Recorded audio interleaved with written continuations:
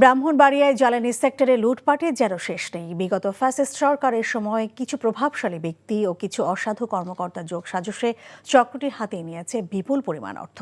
এদের সরকার বছরে প্রায় 100 কোটি টাকা রাজস্ব থেকে বঞ্চিত হচ্ছে, নষ্ট হচ্ছে মূল্যবান যন্ত্রপাতি। এসব ঘটনায় দায়ীদের বিচারের দাবিতে মানববন্ধন সহ নানা কর্মসূচি পালন করছে বিভিন্ন সংগঠন। ব্রাহ্মণবাড়িয়া থেকে শিহাবুদ্দিন বিপুল পাঠানো রিপোর্টে দেখুন বিস্তারিত।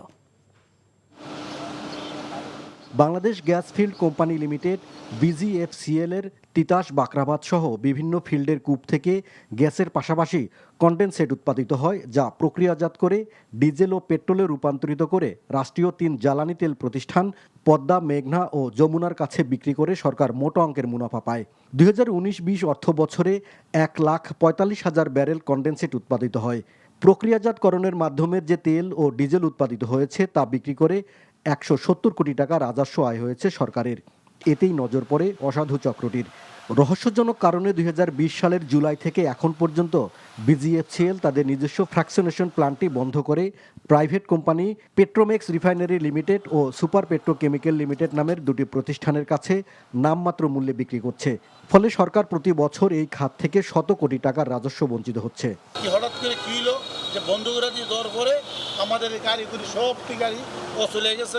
যথাযথ তদন্তের মাধ্যমে সঠিক দায়ী ব্যক্তিদেরকে চিহ্নিত করা হোক। কতিপয় মহল নিজেদের স্বার্থ হাসিল করতে গিয়ে সরকারকে হাজার হাজার কোটি টাকার রাজস্ব থেকে বঞ্চিত করছে বলে অভিযোগ উঠেছে।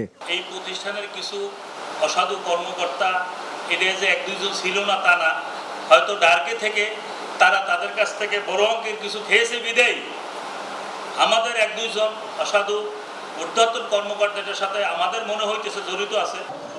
বাংলাদেশ সিএনজি ফিলিং স্টেশনের সাধারণ সম্পাদক বলেন, অজ্ঞাত কারণে এ তেলের মান খারাপ বলে এটি প্রাইভেট সেক্টরে দেওয়া হয়েছে। এটা আসলে রাষ্ট্রীয় সম্পদের লুটপাটের জন্যই করা হয়েছে।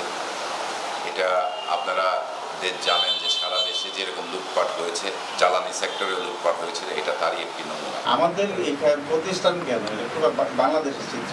ঠিক, কিন্তু 12টা প্রতিষ্ঠান প্রাইভেট সব। এখানে সরকার যে আপনার প্রায় বছরে 150 কোটি না ভাই, এরা যদি আপনারা কম তাহলে আমরা আবার বিপদে পড়ব। লাভজনক প্ল্যান্টের কার্যক্রম পুনরায় চালু করে সরকারের রাজস্ব বৃদ্ধির দাবি সচেতন মহলের। NTV news desk. তুমি বাজে কথা বলবেন। আপনি কি বলতে চাচ্ছেন? এই চাঁদনি আপনার গায়ে এসে পড়েছে? আজে বাজে লোক কোথাকার।